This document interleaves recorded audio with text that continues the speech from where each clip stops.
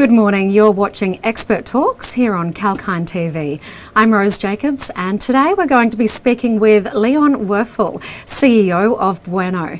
This is a show where we interview industry leaders and experts in their fields to inspire you to invest wisely and optimise your own potential.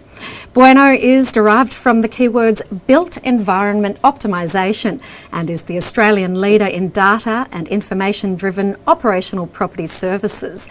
Bueno delivers superior data-related and technology-driven services based on fault detection, optimisation and business intelligence. Let's meet Leon Wurfel, the founder and CEO of Bueno. Good morning, Leon. Thank you for joining us. Good morning. Thanks for having me. Well, recently, I have to say, you were presented with the ARBS Young Achiever Award and named the Climate Control Industry Rising Star. That's a pretty amazing achievement. How does that one feel?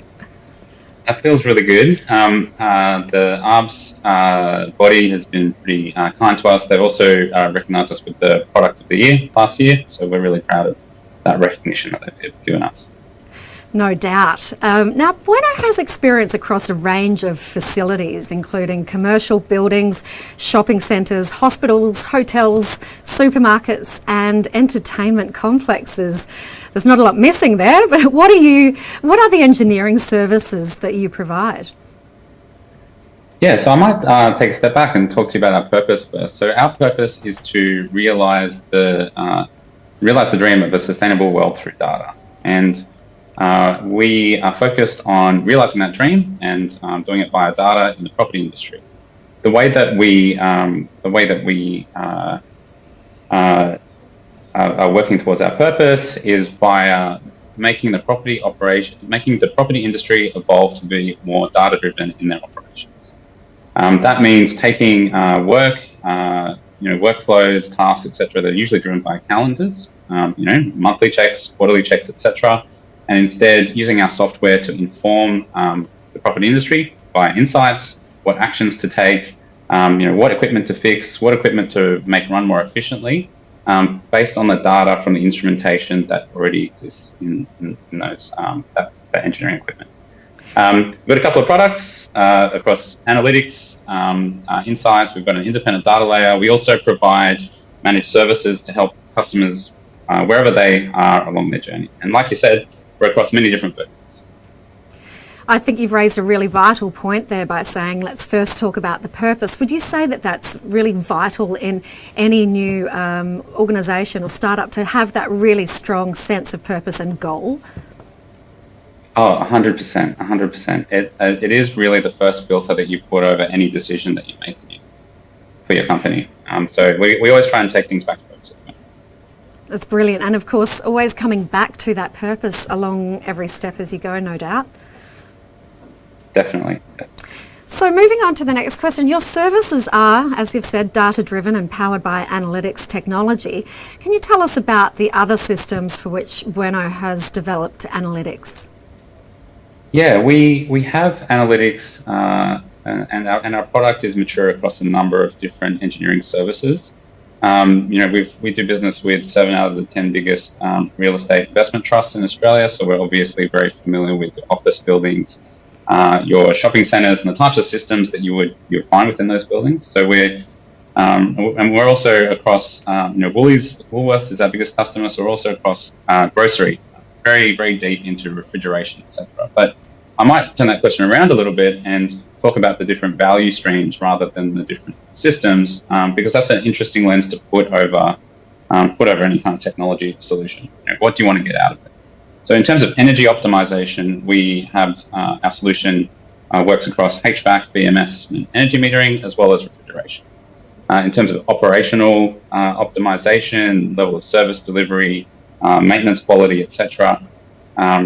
As per the previous systems, but we can also throw in other systems like vertical transport, etc. into the mix. For risk management, we also do a lot of work in water treatment and fire service. So you mentioned risk management. I can only imagine what has been happening during the current climate with the COVID situation, particularly with some of your major clients. Can you give us an insight as to how you've been able to work around this at this stage?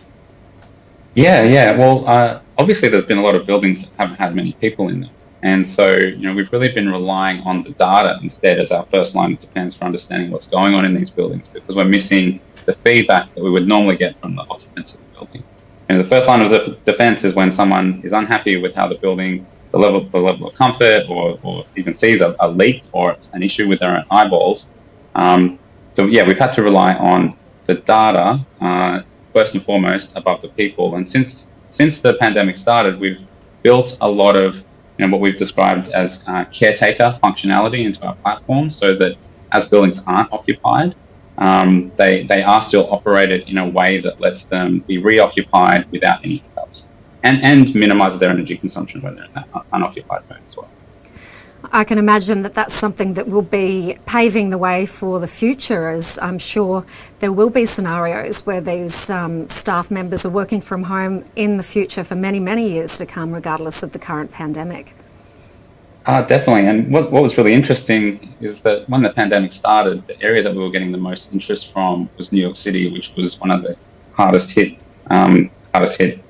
places in the world, going back to April last year. And it was because of that very reason, because people wanted to have a remote monitoring capability for their buildings, not being able to get technicians into them as easily as they used to be able to. Indeed. So now some may argue that sustainability is a new and somewhat immature industry, and that it could be missing many systems that other industries use to automate and improve outcomes. How do you plan to accelerate the proliferation of new systems and ideas throughout the property and sustainability industries? That's a really good point. And unfortunately, the property sector is and the intersection of property and sustainability sits with a pretty fledgling industry, which is sustainability, and also the property industry, which is actually the worst adopter of technology out of any industry in the world. And you marry that up with the fact that the property industry is responsible for, say, 40% of global carbon emissions. You have a situation where one of the biggest, one of the industries that has the biggest impact is also not doing its part to operate itself the most productively and use resources the most productively. So that's a problem on one side, but on the other side, it means there's a huge amount of opportunity to improve the way that things are working. So you've highlighted that analytics alone doesn't instantly improve the building performance, but rather it's the successful resolution of identified issues over time, be it through that human identification or data identification, and that produces the long-term positive outcomes. What aspects other than the analytics should most property businesses start prioritising? I mean, you can't forget about the people. And you've got to realize that as you're adopting new technologies and new tools, people are going to have to find different ways of working to get the most out of that technology. And that means you need to get out ahead of the change management that you're going to need to, the change management issues that you're going to need to address across your organizations. Because at the end of the day, you can deploy all the technology and artificial intelligence and machine learning, insert whatever technology buzzword here. If you don't have engagement with people and if you don't help them be empowered to get the most out of these new tools, then you just won't get the outcome.